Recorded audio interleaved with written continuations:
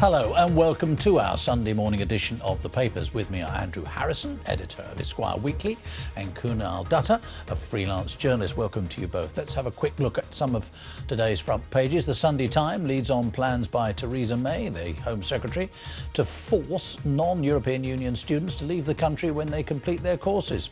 The paper also predicts final Christmas shopping chaos this coming Tuesday between 1 and 2 p.m. In the Sunday Telegraph, roadside drug tests for drivers this Christmas. The paper also has Strictly Come Dancing winner Caroline Flack after what the paper calls a battle of the sequins. Her picture on the front page, of course. Overstretched accident and emergency departments in the Observer, who says that young people are going straight to hospital instead of to their family doctors. The paper also features a call by a United Nations legal expert for an independent inquiry into the UK's role in the CIA torture of terror detainees. The Mail on Sunday also splashes on what it says are secret plans to double ambulance waiting times. And finally, a fight for survival. The Independent on Sunday features a stark picture by rock star Bryan Adams, part of his series of portraits of wounded soldiers.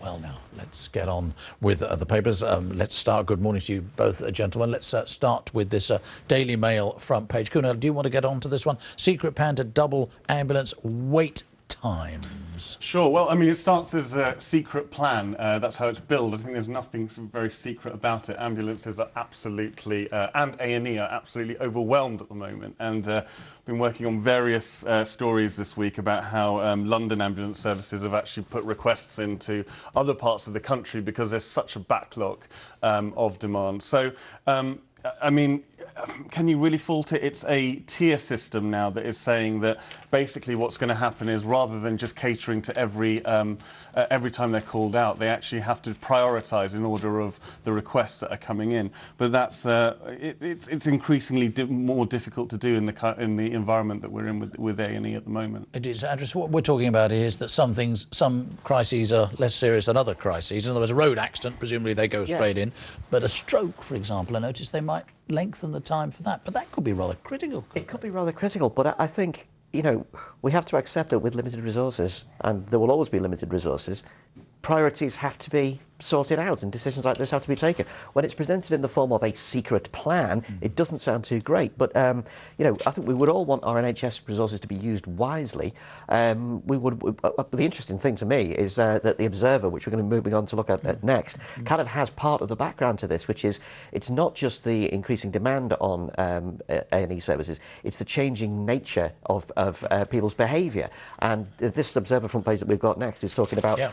Let's have a look at the Observer front page. Indeed, it's NHS crisis grows as young Britons turn their backs on family doctors. I think everybody knows that since bookings have moved online, it's become increasingly difficult to get a GP booking within a reasonable time frame. Sometimes you're looking at 2 and 3 weeks to get to see a GP. That's one of the reasons behind this secret plan. It's not surprising that people are using emergency services. So the whole thing is locked together, in other words, you're saying, isn't it? What's happening in the hospitals has an influence on what the ambulances can do and where they go. But I mean, there's a couple of things about this. First of all, practical difficulties. I mean, ambulances, in London, we've all been in a situation where ambulances are fighting their way through the traffic. I mean, it's all very well to set times, isn't it? But it's jolly difficult to achieve anyway, no matter what priority plan you have.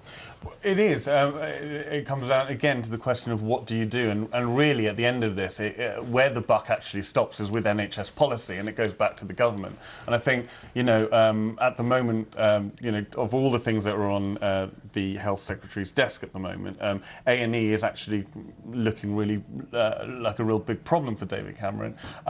What this problem results comes from is 18 to 34-year-olds are basically bypassing the old family doctor that you had to ring up and book an appointment for, and going straight to accident and emergency, which is in itself a policy problem, because you can't have a society in which, you know, young people are basically heading straight to A&E to, you know, if they've drunk too much over a weekend and injured themselves. But the argument here is that the health service doesn't match lifestyles. Yeah, I think I'm not entirely sure it's about a finger clicking on demand, sort of treating the NHS like Amazon approach. I think the real issue here is that people's working patterns have changed enormously. We work flexible hours.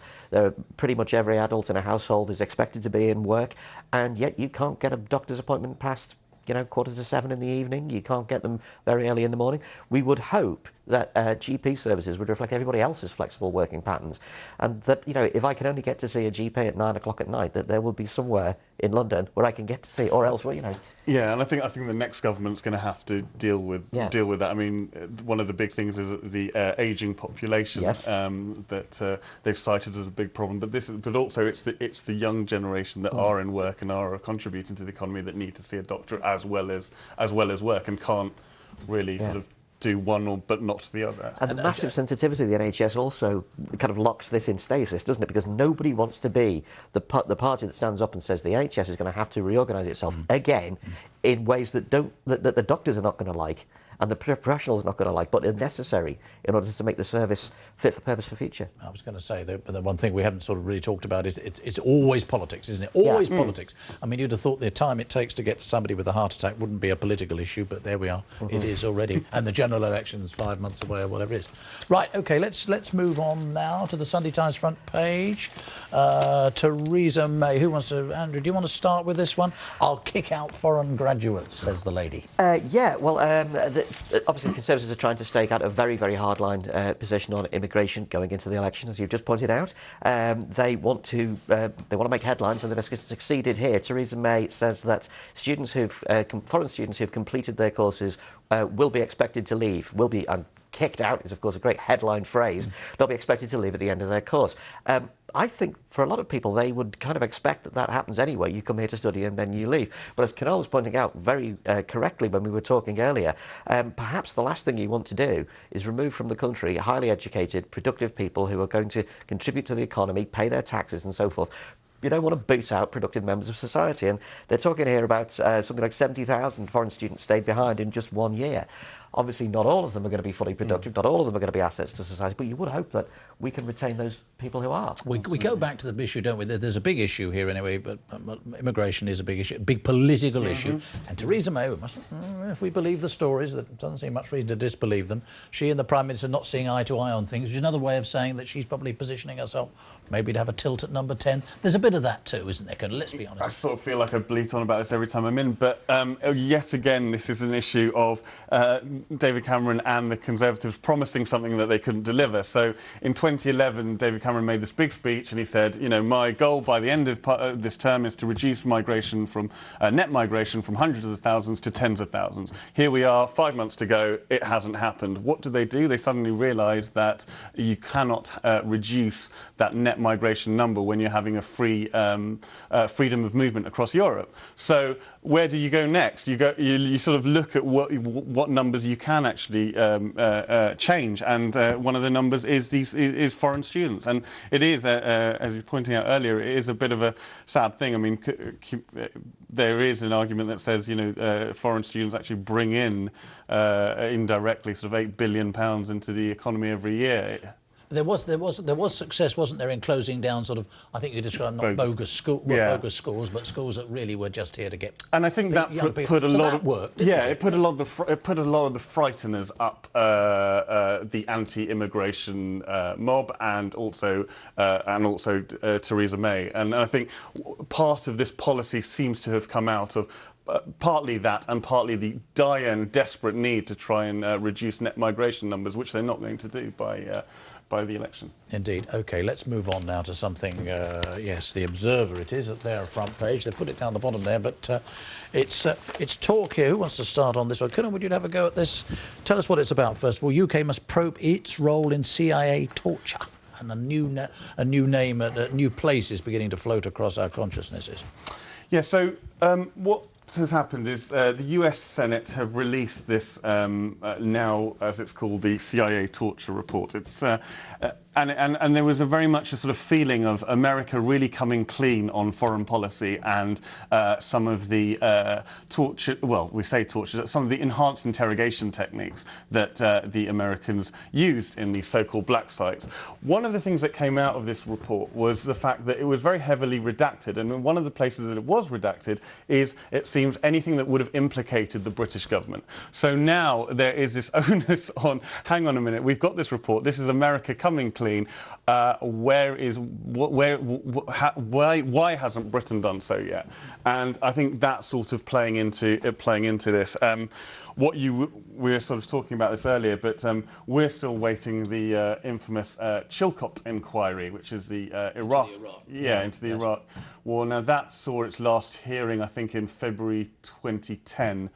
We're now best part of 1,400 days since that was promised, and we still haven't seen that. So perhaps that needs to be addressed first before an inquiry into this. Andrew, let's going back to this particular story on the front page of the episode. Diego Garcia. This is the place, British possession, isn't it? Yeah. Alleged to have played some sort of role called a black site here. Well, what was this all about? The core of this is that throughout all discussion of this, the British have insisted that it was only used for refuelling for planes, American planes travelling around the world. There is now strong speculation that people were held there, that people were redacted to a black prison on Diego Garcia. That there's discussion of detainees discussing ships and actually discussing Diego Garcia itself. Now, if that's the case, then the argument for a proper inquiry becomes stronger. I think you have to look at this whole thing in the political context. The Chilcot inquiry is 3-4 years overdue, and the time that would be propitious or correct to release it is, the circumstances are getting worse and worse. You have to look at this in the context of what's happening with ISIS, in the context of what's happening with our return to that part of the world, a fight that is picking us, that we don't really have an opportunity to shirk. And I just imagine the Cabinet looking at this and going, the very last thing we need under current circumstances is yet another inquiry, opening up yet another can of worms. I'm not in any way surprised that this is going to be kicked into the long grass. I'd be surprised if we see the Chilcot inquiry this side of the general election. Right, OK. Let's move on to something much lighter but intriguing. And as a result of the alleged North Korean hacking of Sony Pictures and all the things that they're doing, the front page story in the Sunday Times about the possible next James Bond. Yes. Who might it be? Well, it's according to the Sunday Times, according to the leaked emails. According to this, it's Idris Elba, who will be the next James Bond. Now, this is obviously the leaks, the Guardians of Peace leaks, which are, of course, in no way connected with North Korea, not at all. These have been an absolute gift to the papers over the past few weeks, haven't they? Given the miserable load of news we've had to deal with the past few months. The latest one, involving the unfortunate Miss Pascal, is that they're discussing bringing British actor Idris Elba, famous for The Wire, famous from Thor and Luther, as the next James Bond. And they discuss, these emails discuss the pros and cons of it. I think he'd be a fantastic Bond. I think he'd be great. He would bring to the role a different version of what Daniel Craig brought, which was to knock out all the cheesiness and all the Roger Moore and the raised eyebrow, and actually get it back to the core of what Bond is, which is he's a thug, he's a killer, and I think Idris Elba could personify that fantastically. Yes. I noticed here he said, and he's up for it too, and he said, yes, it was offered to me, absolutely, I'm sure he would. Yeah. I assume that Daniel Craig had sort of got the franchise forevermore if he wants it, but there's to be a change, is there? Possibly. Well, let's hope. I don't know if you're a James Bond fan at all, Kunal, but I want you to comment. I've watched a fair few of them. Actually, of all the things that have come out of these Hollywood hacks, sort of a lot of them are being sort of vacuous celebrity tittle tattle. You're sort of like, it's not really that bothersome. This is actually quite a nice. It's quite a nice sort of revelation if it is true. Yeah. I mean, I sort of think Daniel Craig's done a great job in that role, but it would be a real sort of progressive move to have someone like Idris Idris Elba doing it. The only problem is that now that it's come out, and it's come out from the words of Amy Pascal, who's the co-chair of Sony and who's been quite sort of implicated in the last couple of weeks with some of the things she said about various others. So I don't know if she'll still necessarily be in the role, but hopefully it would be quite a nice sort of denouement of this. The big question on this is: will we get a black Bond before we get a black Doctor Who? Which will happen first? Right. Okay. We'll keep an eye on that. Another edition of the papers will be a story on that soon, I'm sure. Okay. Let's go swinging back into sort of serious politics. The Observer front page. They have an opinion poll here. The Opinion, is that how you pronounce it? Observer poll shows a sharp fall in the personal approval ratings of the UKIP leader and a huge boost for Kunal, Labour. Well, I mean, Ed Miliband's just stayed out of the papers. I think it's as simple as that. There's this sort of great saying that all the Labour really have to do is do absolutely nothing. And you sort of had the last 10 days seeing, UKIP almost sort of imploding with various scandals, from Nigel Farage's comments on breastfeeding or the suspension of its general secretary in wake of what's been billed as a sex scandal. And meanwhile, as we talked about earlier with the NHS, immigration, and even the economy, David Cameron's got his hands full. So these sort of polls tend to be quite reactive to newspaper headlines, and that sort of seems to take the temperature, which is a snapshot of the time. But I think, if anything, this does show that Miliband, just by sort of staying out of everything, is actually quietly benefiting from it. I think the interesting thing is when you look at the poll, Labour are up 2%, modest increase. The Tories are static. What's happening is that UKIP are starting to tank. They've fallen, I think, 3%. Nigel Farage's approval rating is declining, and I wonder whether that's because we've been told for such a long time that UKIP are a Teflon party. Every kind of racist tweet and every kind of sexist faux pas and every kind of, every gaffe that would sink another politician doesn't seem to affect them. Perhaps it is now starting to affect them as people are taking a bit closer scrutiny of what they're really about. I mean, a day doesn't go by without a crazy UKIP story, and you begin to wonder whether the electorate's actually taking that on board at the moment. Right, OK. Let's, one last one. We've got a choice, really. We can either talk about Strictly Come Dancing, or I would prefer to talk about the madness of the shopping places. But we've had Black Friday, we've had all sorts of other things now, but it's going to be Tuesday, apparently, is the day to go for. Several papers mention it. Sunday Telegraph front page here we could look at. If yesterday turned into your shopping trip from hell, wait till you see Tuesday. Well, Kunal, have you bought the presents yet? Done any Christmas shopping? This is an awful reminder, and I'm totally guilty as charged. I will be. I didn't realise this was front page news, actually. Maybe I'll file a piece from the shopping centre at Tuesday at 1 p.m. But yeah, I mean, this is essentially it, isn't it? It's interesting that this is the sort of one moment where digital technology and e-commerce, as much as it's advanced, is absolutely useless. Yeah. If there's no way you can order online now. You have to actually go embrace the. And very quickly, Andrew, you're going to be going on Tuesday, braving the crowds. As usual, I'm adopting a goat for everyone. I've adopted more goats than I know what to do with. Presents, more trouble than the worst. They're all getting a goat this year. Right. That's a nice thought. Andrew Harrison and Kunal Dutta, thank you both very, very much indeed. Now then, it's time to take a look at the prospects for the weather. The details from Chris Fawkes.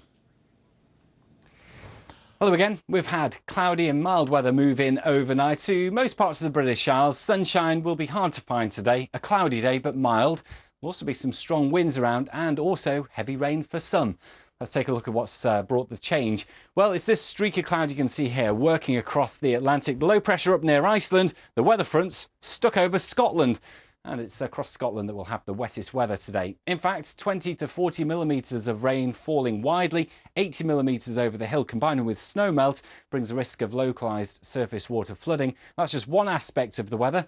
Across southeast Scotland and to the east of the Pennines, the winds are also going to get very gusty later on today, gusting at 65 miles an hour. This rain, these strong winds really combining to bring tricky travelling conditions, surface water and spray through the central belt and along stretches of the A1. Those gusty winds will make travelling conditions pretty tricky as we head through this afternoon. Across Wales and southwest England, the cloud thick enough to bring outbreaks of rain or drizzle, but across central southern England, the Midlands and much of eastern England as well, the weather will often be dry but cloudy, mild. There will be occasional bursts of drizzle coming along every now and then. Overnight.